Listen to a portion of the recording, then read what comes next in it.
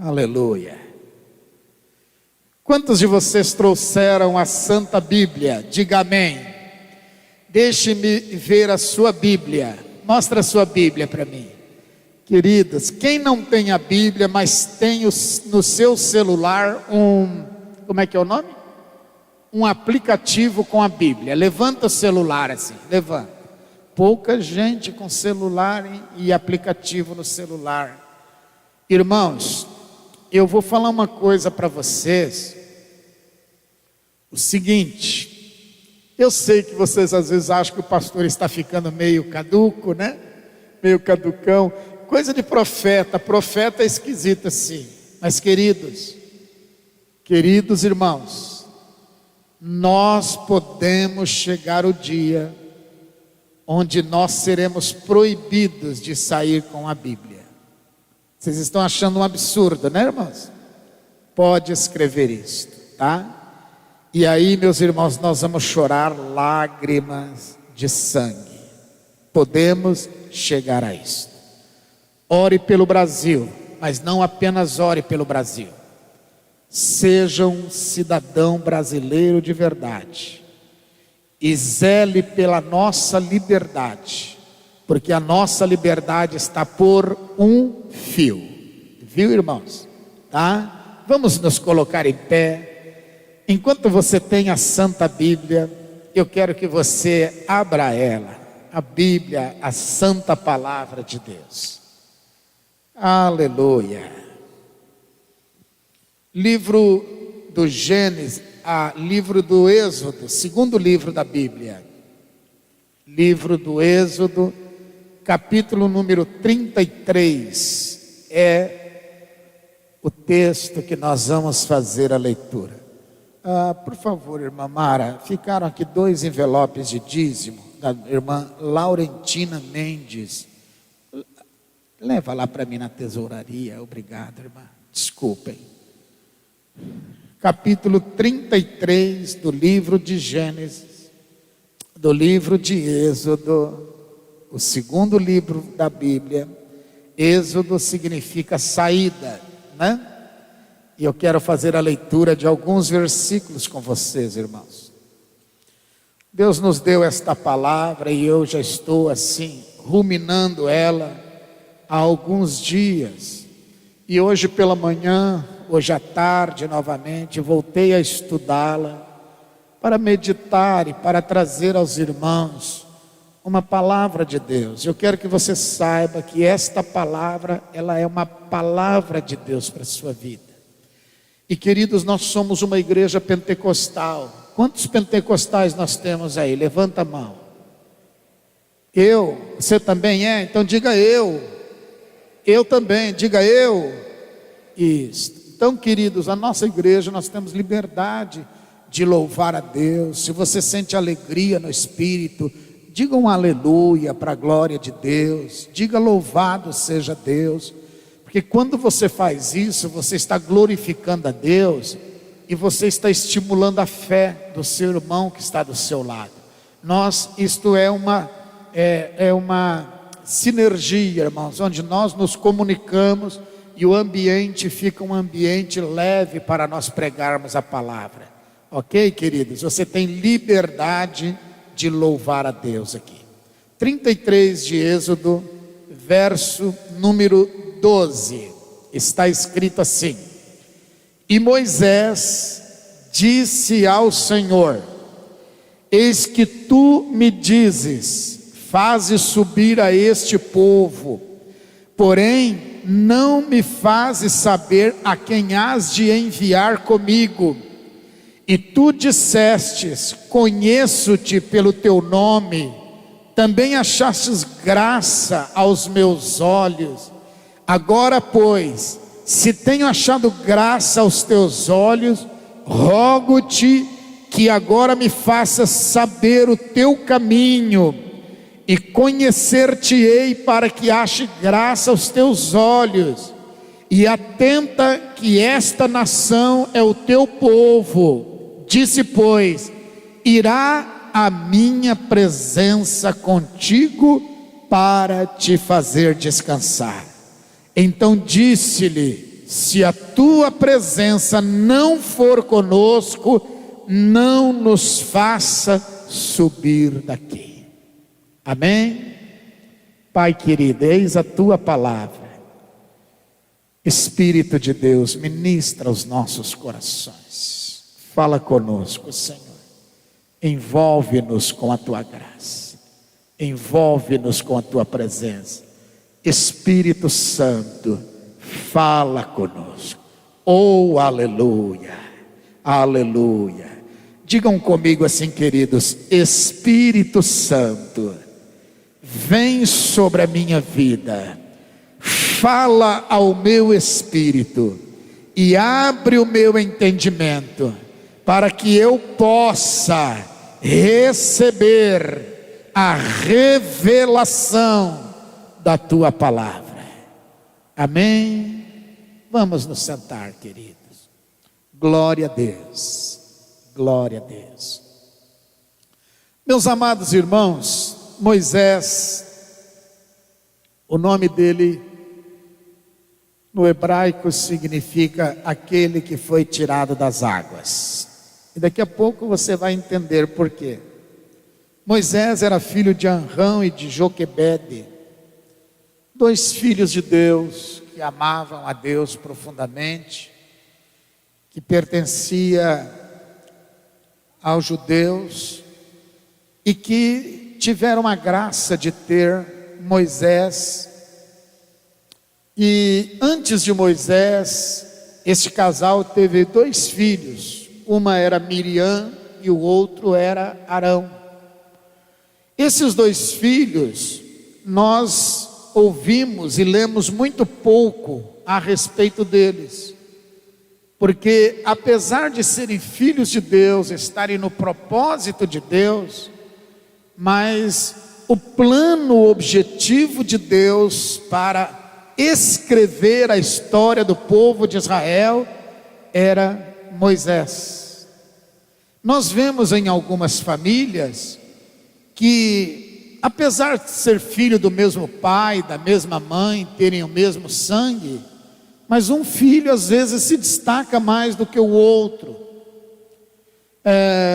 Outro filho às vezes acaba não tendo muitas oportunidades, ou tendo oportunidade não soube aproveitá-la.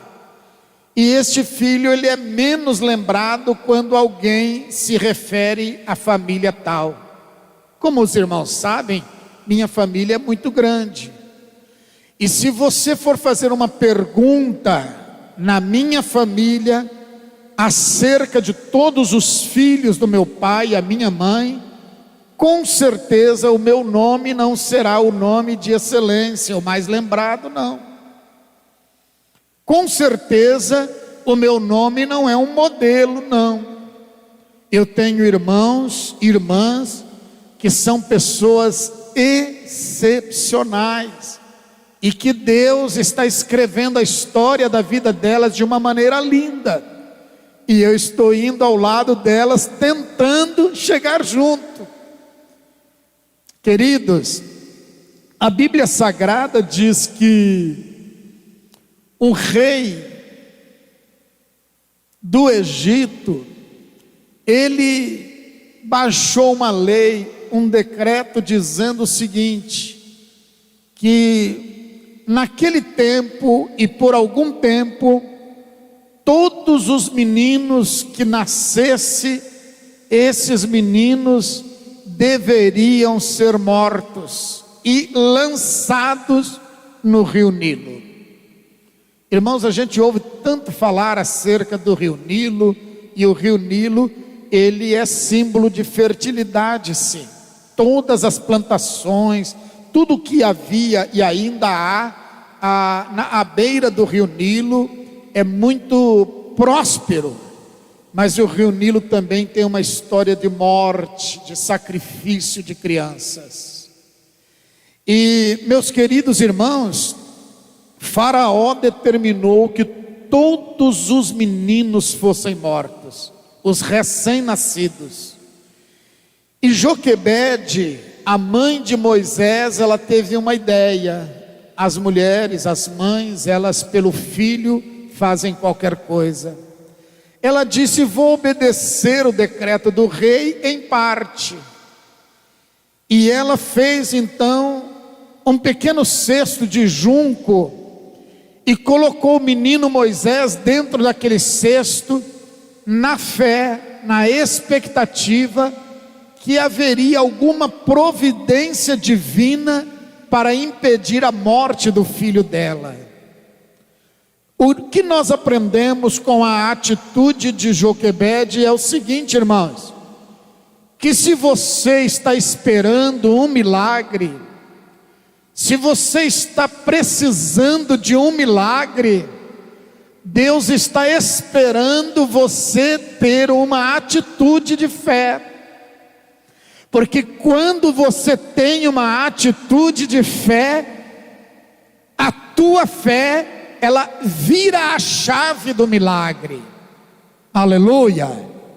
Muitas vezes nós estamos pedindo alguma coisa para Deus. Certamente todas as mães, na mesma época da mãe de Moisés, oravam desesperadamente pelo livramento dos filhos. Mas não basta você orar, você precisa ter uma atitude. Você pode dizer comigo assim: atitude é o que vira a chave do milagre. Queridos, Deus espera isto de nós. A palavra de Deus nos diz assim: esforça-te, tenha bom ânimo, e eu te ajudo. Nós não podemos ficar lamentando o leite derramado. Nós não podemos, queridos irmãos, cruzar os nossos braços. Nós não podemos, irmãos, esperar que as pessoas façam aquilo que cabe a nós fazermos. Esta mãe, ela teve uma ideia. Ela disse: vou fazer um cesto, vou colocar meu filho dentro do cesto, e eu vou orar a Deus, para Deus prover um milagre e livrar o meu filho da morte.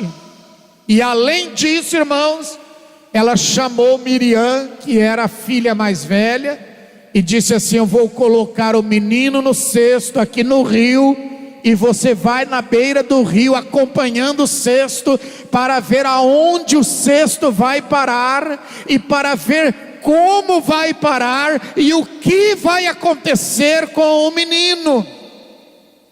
E Miriam, meus queridos, foi ao lado do rio Nilo, vendo o movimento das águas, e daqui a pouco o menino começou a chorar, é óbvio.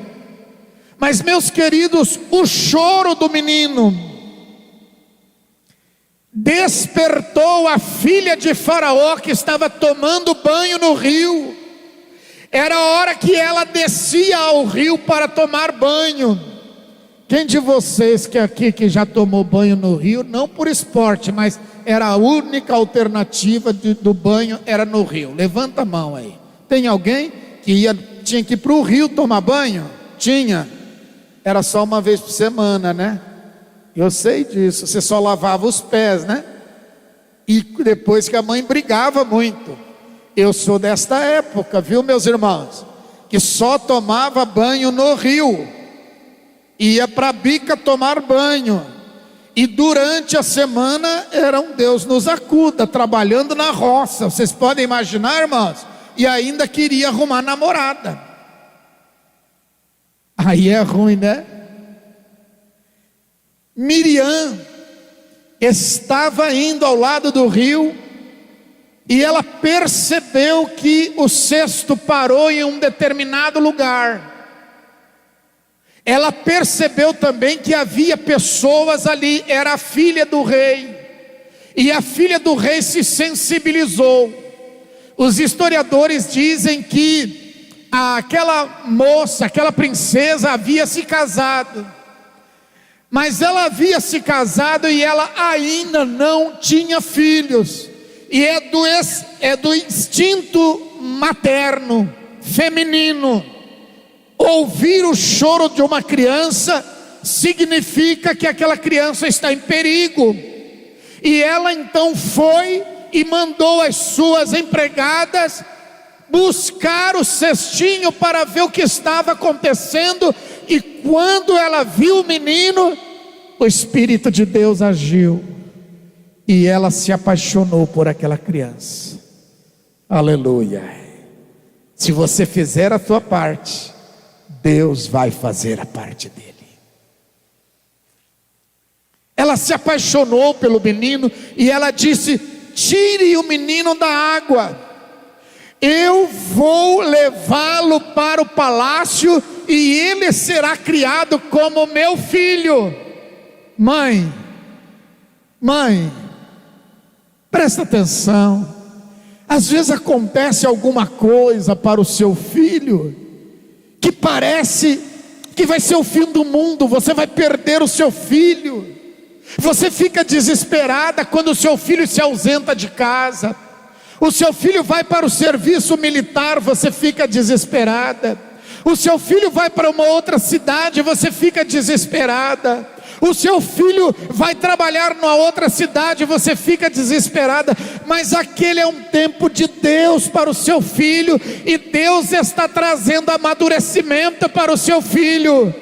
Joquebede ficou desesperada quando ela foi obrigada a colocar o menino sobre as águas do rio Nilo. Mas Joquebede, ela não sabia que os olhos de Deus estavam acompanhando aquele menino. Deixa eu fazer uma pergunta para as mães. Mães, olhem para o seu pastor. Mãe, você tem orado pelos seus filhos? Quantas mães nós temos aqui? Quantas mães? Levanta mais alta a mão. Eu não vou te pedir um presente, não. Pode levantar a mão. Você é mãe. Você tem orado pelos teus filhos? Você tem orado pelos teus filhos? Mãe, há um provérbio que foi criado dizendo assim: olha, mães de joelho mantém os filhos em pé. Ô mãezinha, olha para mim. A senhora não tem ideia o poder que existe na oração de uma mãe. Mãe, não desista, mãe, não desista. A senhora não pode imaginar o poder que existe na oração de uma mãe. E aí você pode me perguntar: mas por que, pastor? A oração de uma mãe é mais poderosa do que a oração do irmão? A oração da mãe é mais poderosa do que a oração do tio? Não, irmãos. A grande diferença é que quando a mãe ora, a mãe derrama a alma pelos seus filhos. E a palavra de Deus, ela nos diz que o Senhor nosso Deus se agrada quando nós oramos derramando a nossa alma na presença dEle. Então eu quero dizer para a senhora que está sonhando com seu filho, pode parecer que ele esteja passando uma fase difícil. Deus está falando com você, mãe. Pode parecer que o seu filho está numa crise terrível, a sua filha. Pode parecer que o seu filho está numa fase de rebeldia, está numa fase de desgosto, de tristeza, de dor. Eu quero dizer para a senhora que Deus está preparando seu filho para ele alçar lugares mais altos. Aleluia. Era isso que Deus estava fazendo com Moisés enquanto Joquebede orava por ele. Sabe o que Deus fez através de Miriam? Olha que ideia, que sacada que Miriam teve. Ela viu a princesa olhando para o menino, consolando o menino, chacoalhando o menino, se apaixonando pelo menino, e ela discretamente entrou entre as mulheres e falou: é bonito o menino, não é? E a princesa diz: ele é lindo. E ela disse: o que a senhora vai fazer com ele? Ela diz assim: eu vou levá-lo para o palácio e eu vou arrumar uma mãe de peito. Quem conhece esse ditado aqui, irmãs? Conhece? A mãe de peito é aquela que amamenta a criança da outra mãe. Vou arrumar uma mãe de peito para este menino, porque ele vai se criar e ele vai ser uma bênção. Esse menino vai ser um sucesso. Miriam falou assim: e a senhora não gostaria que eu arrumasse esta empregada para a senhora? Olha para mim, queridos.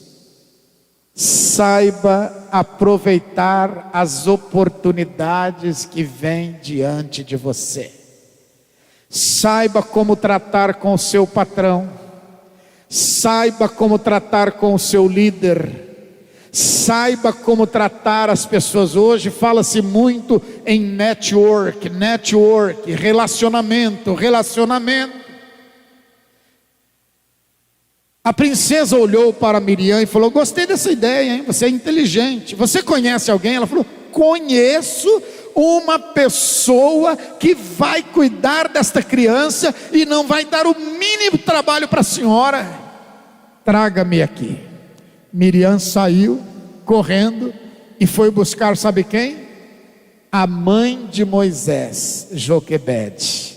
E a mãe de Moisés foi levada ao palácio para cuidar do menino, para amamentar o menino, e ainda, além dela salvar a vida, dela cuidar do seu filho, ela recebia um gordo salário para cuidar do seu filho. Isso é inteligência, irmãos. Isso é sacada, meus queridos. Isso é aproveitar as oportunidades. Não, eu não falei para você ser oportunista. Falei para você aproveitar as oportunidades. Queridos, Moisés foi criado ali, recebeu a educação egípcia. Moisés foi um moço instruído, era um cara culto.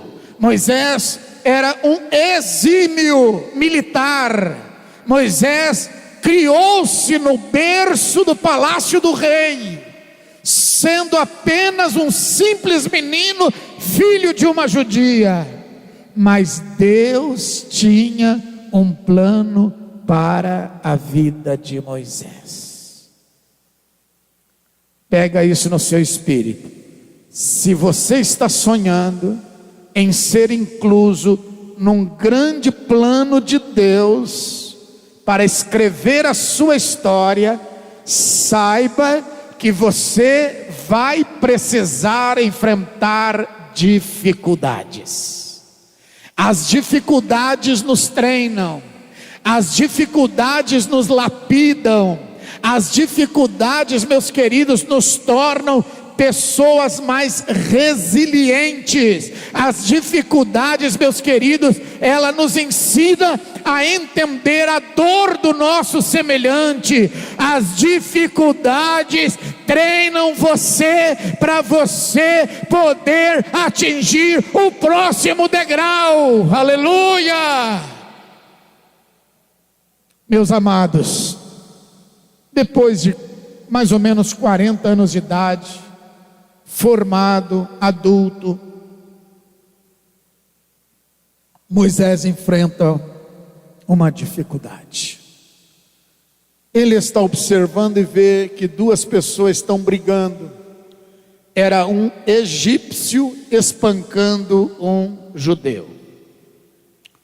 Vamos supor que você e eu viajamos juntos para a Argentina, e aí a gente está lá na Argentina, na praça pública, e aí você vê que um argentino está espancando um brasileiro. Naturalmente, você vai querer defender o brasileiro. Talvez algum brasileiro não faça isso. Talvez algum brasileiro vai defender o argentino, principalmente se for num dia de jogo de futebol. Mas pressupõe que você veja isso. Moisés se sentiu, meus irmãos, na obrigação de defender o hebreu. Era seu irmão de sangue, seu irmão de nacionalidade. E para defender o hebreu Moisés precisou entrar em briga, em luta corporal, e acabou matando o egípcio. E Moisés agora disse: matar um egípcio é sinônimo de uma pena de morte contra mim. Vou ser julgado e condenado à morte, porque as pessoas não viram, não conhecem a história, não viram o contexto da luta e a razão por que eu precisei matar. Moisés escondeu o egípcio na areia e ele fugiu. Outro dia, 2 egípcios estavam discutindo, e aí Moisés aproximou-se deles. Moisés era um apaziguador, era um diplomata. Moisés aproximou-se deles e começou a aconselhar eles. E um dos que estavam na briga disse assim: você vai querer fazer comigo o que fez com aquele egípcio que você matou e escondeu na areia? Irmãos, vocês já ouviram isso? Não existe crime perfeito, tá? Se você está pensando em fazer uma coisa errada, saiba que os olhos de Deus vai te alcançar, de uma ou de outra forma. O pecado não compensa, o crime não compensa. Quando Moisés ouviu isto, ele pensou consigo: fui descoberto. E Moisés teve que fugir, e fugir agora para o deserto. E meus queridos, aqui se conclui um ciclo na vida de Moisés. Aos 40 anos de idade, Moisés encontra-se no deserto como fugitivo, com o propósito de preservar a sua vida. E Moisés agora no deserto de Midian, meus queridos, ele tem um encontro com Deus. A Bíblia diz que certo dia, Moisés estava no deserto, e ele viu um pé de sarça. Nós conhecemos o deserto lá no Egito, irmãos. E a sarça não é uma árvore grande, frondosa. A sarça é um pequeno arbusto. E Moisés olhou para aquela pequena árvore, e ele observou que aquela árvore, ela estava se incendiando, ela tinha fogo. E ele olhou novamente, e ele percebia que ela continuava queimando. E ele se aproximou da árvore para ver que fenômeno era aquele. E a árvore continuava queimando, isto é, o fogo no meio da árvore, mas o fogo não destruía a árvore. E Moisés entendeu que aquela era uma obra sobrenatural do Deus de Israel. Aleluia, aleluia. O Deus de Israel é o Deus das coisas sobrenaturais. A Bíblia Sagrada diz, irmãos, que Moisés se aproximou da sarça, e aí Deus falou com ele e disse: Moisés, tira o sapato dos teus pés, porque o lugar que você está é santo. Glória a Deus. Moisés queria ver a face do Senhor, mas ele não pôde ver a face do Senhor. Mas ele ouviu a voz de Deus, queridos. E quando Moisés teve este encontro com Deus, ele disse: Senhor, eu quero ver a tua face. E Deus disse: Moisés, você não pode ver a minha face, porque ninguém viu a minha face e continuou vivo.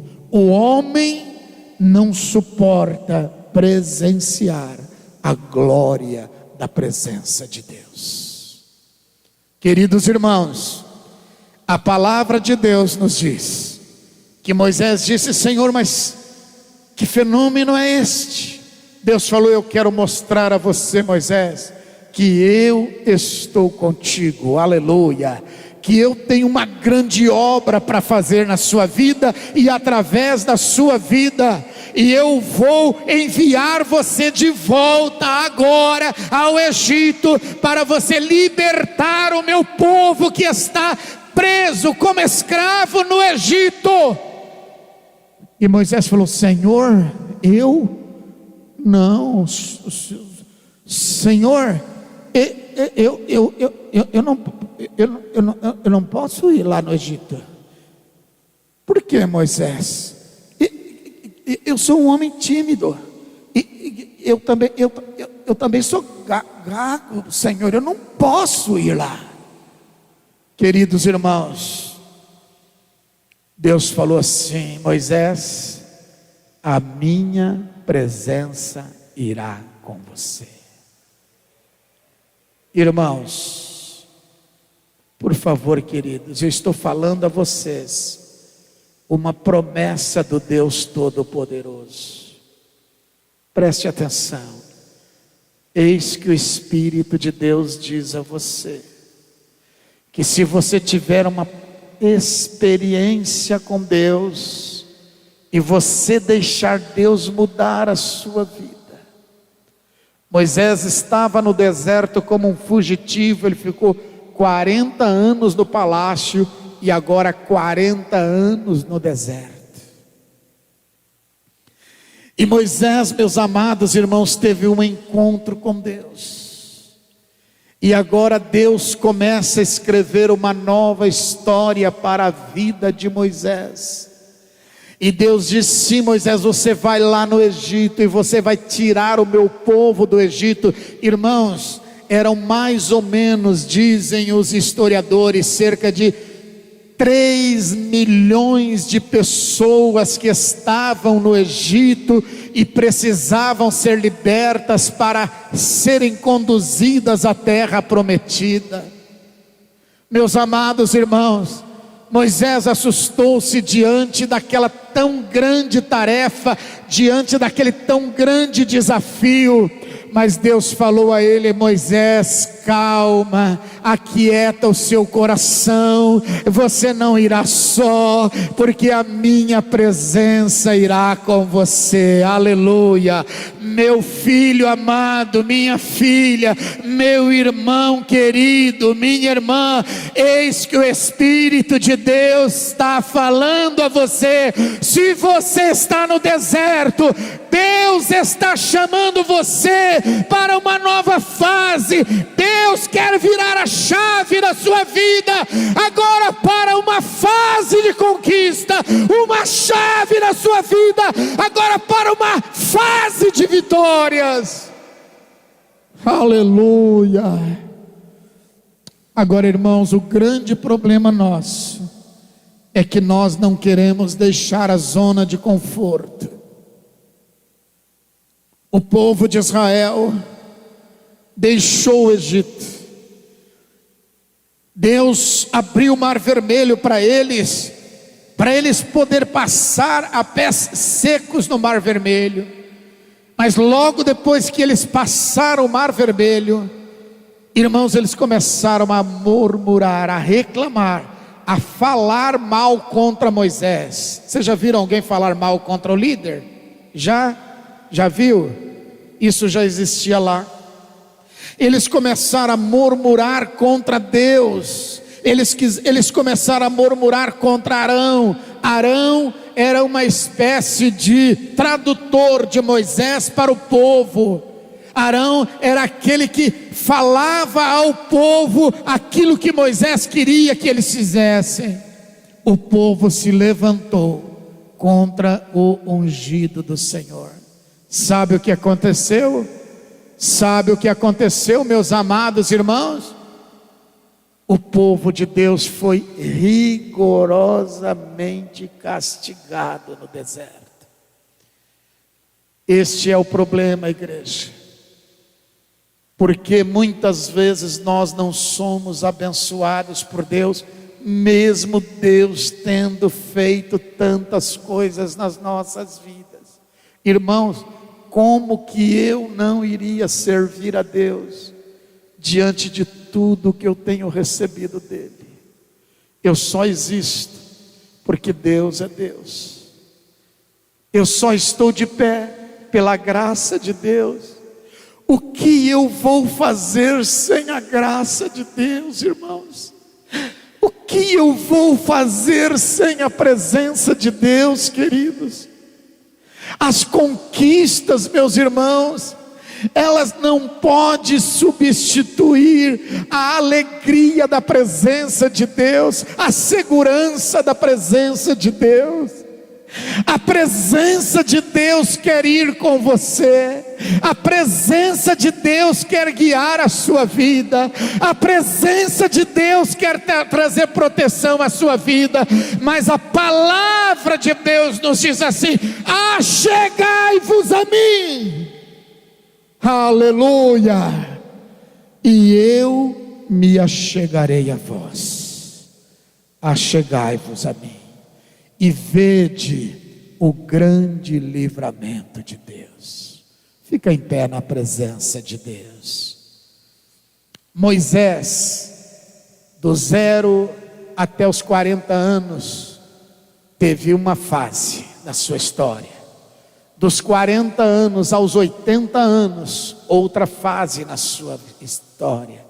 E na terceira fase da vida de Moisés, Moisés viu os planos de Deus se cumprir para Moisés e para o povo de Deus no deserto.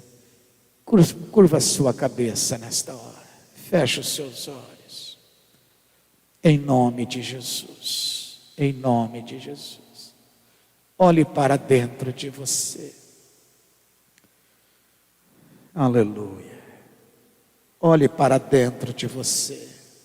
Só você e Deus, só você e Deus. Olhe para dentro de você. Senhor da minha vida, nós estamos diante da sua presença, e nesta hora eu apresento a Ti minha vida, e a vida dos meus irmãos que estão aqui, que ouviram a Tua palavra. Pai, no deserto muitas pessoas morreram. Alguns morreram porque não suportaram a luta, o calor. Outros morreram porque murmuraram e as serpentes do deserto os destruiu, os feriu e os mataram. Outros estavam ali no deserto, Pai, como teus servos Josué e Caleb, segurando as mãos de Moisés, para que ele pudesse avançar. Senhor Deus, olha para a tua igreja. Só tu conheces o coração do teu povo. Ninguém melhor do que o Senhor conhece o coração do teu povo. Pai, tenha misericórdia de nós. Pai, perdoa os nossos pecados. Pai, ajuda-nos a vivermos uma nova história. Escreve uma nova história na vida do teu filho. Aquele que está cansado porque tem enfrentado as lutas do deserto, restaura as forças dele, restaura as forças dela. Aquele, meu Deus, que já pensou em voltar atrás e abandonar o propósito do Senhor para a vida dele, tem misericórdia dele e traz ele de novo à batalha, Senhor, e reveste ele com a tua presença. Aleluia. Querida igreja, diga comigo assim: Espírito Santo de Deus. Diga mais alto, eu quero ouvir a sua voz. Diga: Espírito Santo de Deus, vem sobre a minha vida e restaura a minha vida, e renova a minha vida, e reveste a minha vida, porque eu preciso, Senhor, eu preciso, Senhor, da tua presença. A tua presença, Senhor, a tua presença, Senhor, aleluia, aleluia. Ore você agora, fale com Deus, converse com Ele, em nome de Jesus. Diga: Espírito de Deus, eu preciso da tua presença, aleluia.